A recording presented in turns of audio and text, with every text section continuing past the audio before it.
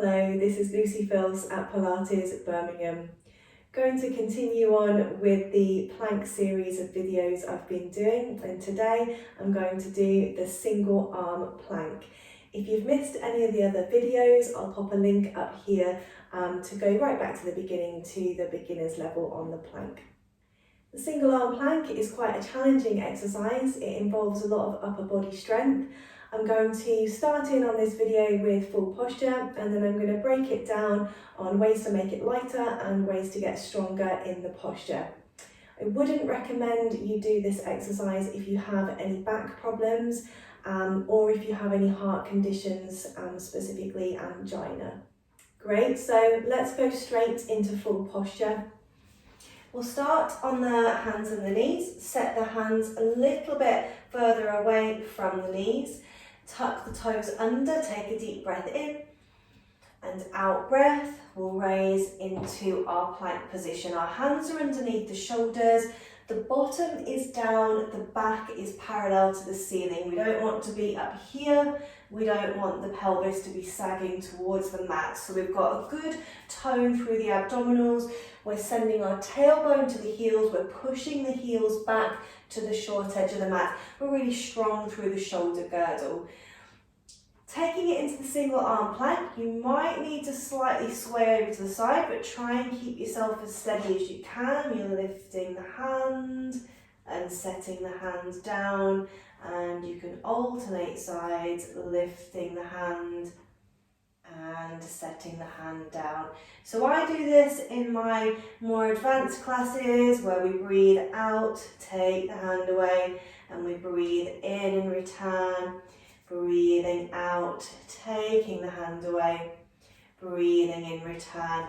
So there's a little bit of sway side to side. What we don't want to do is drop the hip. So we don't want to be rotating the lower back when we do this exercise. The reason why we don't want to rotate is because we're putting quite a load through the spine. It's a very loaded exercise.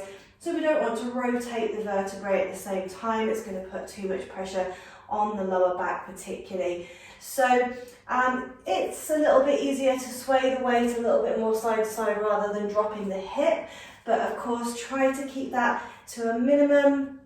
You're breathing out, breathing in, breathing out.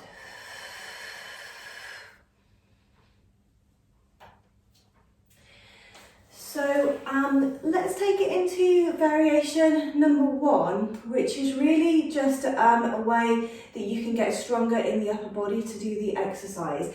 And it's just as simple as bringing your hands closer together.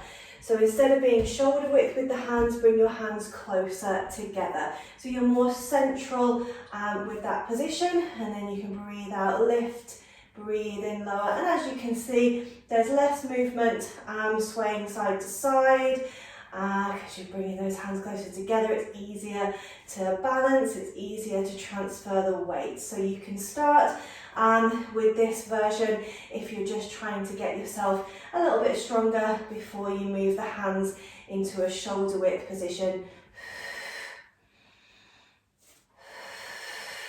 Really trying to maintain that position with the body, the back parallel to the ceiling, the back of the pelvis level, extending through the heels.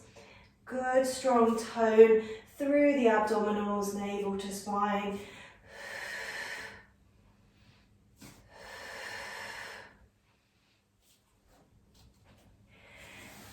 Good, so we'll break it down into the next lighter stage if you find that still too difficult.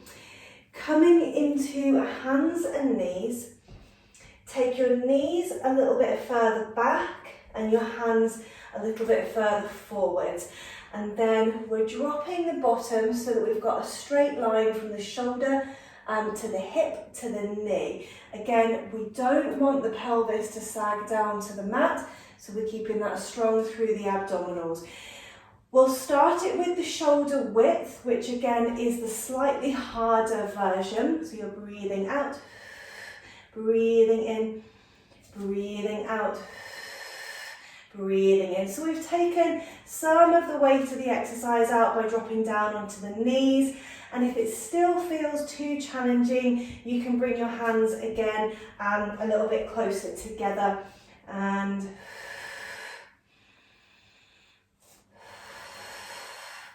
so even though this is a lot of work through the upper body, this single arm shoulder plank, we're still trying to keep our strength coming from our abdominals. So you're doing a good, strong navel to spine to hold the exercise, and really our main focus with that is supporting the back.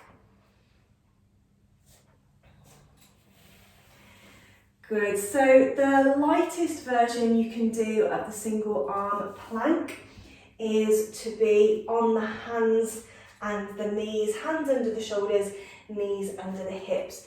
And we can do it from here, out breath, in breath, out breath. And what you're really trying to focus on in this simplest version of the exercise is complete steadiness through the back, through the pelvis. So again, we don't want to be swaying side to side with this one at all. We're maintaining that position with the back, and we don't want to be dropping down in the shoulder, so we're really stabilising through the shoulder as well. And we're still doing a good strong navel to spine to support the back.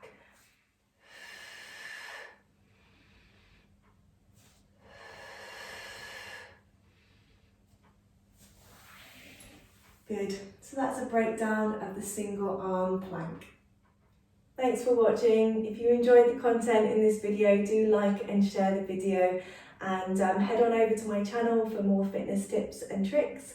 Do click the bell icon when you subscribe and you'll get notifications when I release new videos. Good, thanks. I'll see you again soon. Bye.